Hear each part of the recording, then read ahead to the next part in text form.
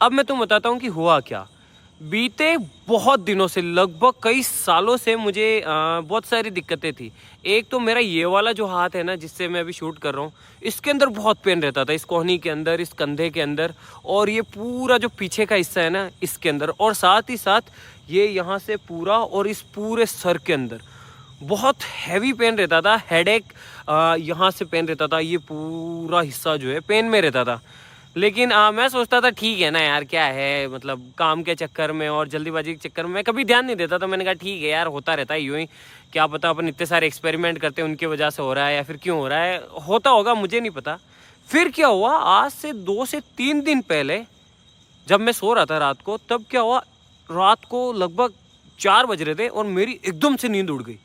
और जब मेरी एकदम से नींद हुई उड़ी, तो मैं बैठने के लिए जैसे ही मैंने अपना ये वाला हाथ ऐसे किया ना, तो भाई इसने काम ही नहीं किया।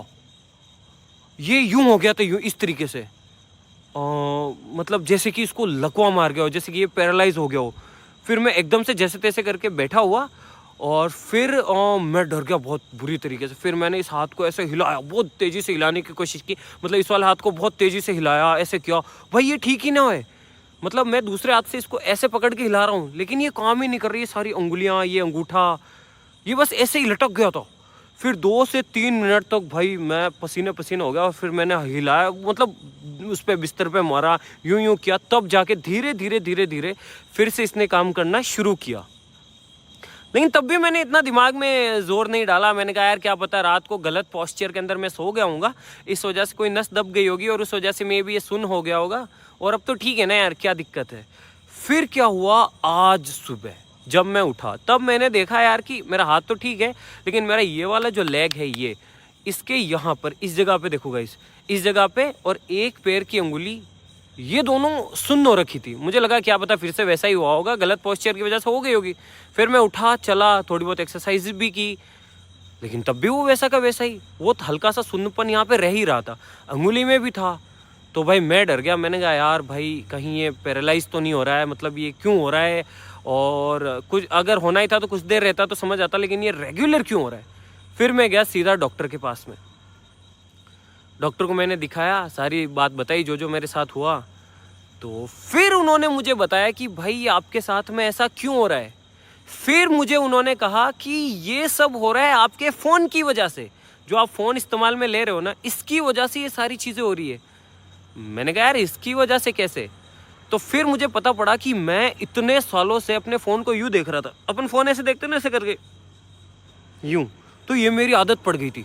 तो मैं न जाने कितने टाइम से यूँ यूँ, बस यूँ, घंटों घंटों तक यूँ वीडियो देख रहा हूँ, रिसर्च कर रहा हूँ, ये कर रहा हूँ, वो कर रहा हूँ। रात को जब सो भी रहा हूँ तो मोटा तकिया लगा के, ताकि है ना ऐसे फ़ोन दिखता रहे, ऐसे गर्दन को यूँ करके फ़ोन चला रहा हूँ, और बहुत टाइम से ऐसा कर रहा हूँ। इसकी वजह से क्या हुआ, मेरी ये जो स्पाइन है, यानी कि रीढ़ की हड्डी, ये बहुत ज़्यादा स्टिफ हो गई, और ये परमानेंट अब ऐसे रहने लग रही है। इसको ऐसे होना चाहिए, लेकिन ये ऐसे रहने लग रही है। इसकी वजह से क्या हो रहा है, बहुत सारी जो नसें हैं वो जो दिमाग के अंदर जा रही है, वो कंप्रेस हो रही है, और खून का जो सर्कुलेशन है वो दिमाग को अच्छे से नहीं मिल पा रहा है, और इन्हीं सब वजहों की वजह से पैरालाइज या फिर ऐसे हाथ ज़्यादा सुन्न होना, और ये सारी चीज़ें हो रही है।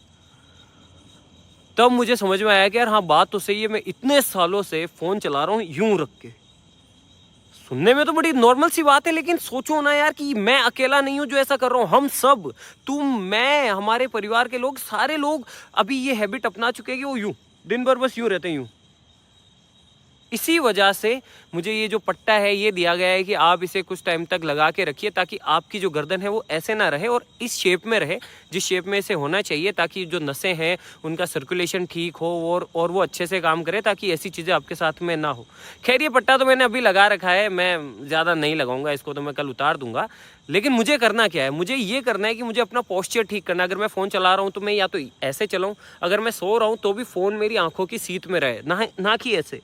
और मैं कभी भी जब भी मूवी देखूंगा या फिर कोई भी वीडियो देखूंगा तो मैं तकिया मोटा नहीं लगाऊंगा, साथ ही साथ अपना पोस्चर ठीक करूंगा, जिससे कि मेरे को ये सब दिक्कतें ना हो। अब मैं ये सारी चीज़ें आपको इसलिए बता रहा हूँ कि मैं अच्छे से जानता हूँ कि आप लोगों की भी हैबिट वही है, उसी तरीके से चलाने की। अब सोचो ना यार कि एकदम से तो कुछ नहीं होता है, लेकिन इतने सालों से मैं रेगुलर कर रहा हूँ, तो इसकी वजह से मुझे हेडेक हो रहा है, मेरे हाथ सुन्न हो रहे हैं। तो सोचो ना यार ये कितना सीरियस इशू है।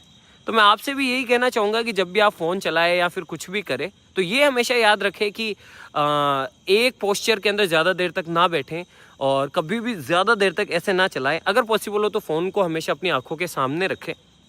और साथ ही साथ जब भी आप अपना फ़ोन चला चुके हो, मूवी देख चुके हो, तो उसके बाद में कुछ एक्सरसाइजेज हमेशा करें, नेक की स्ट्रेचिंग वगैरह।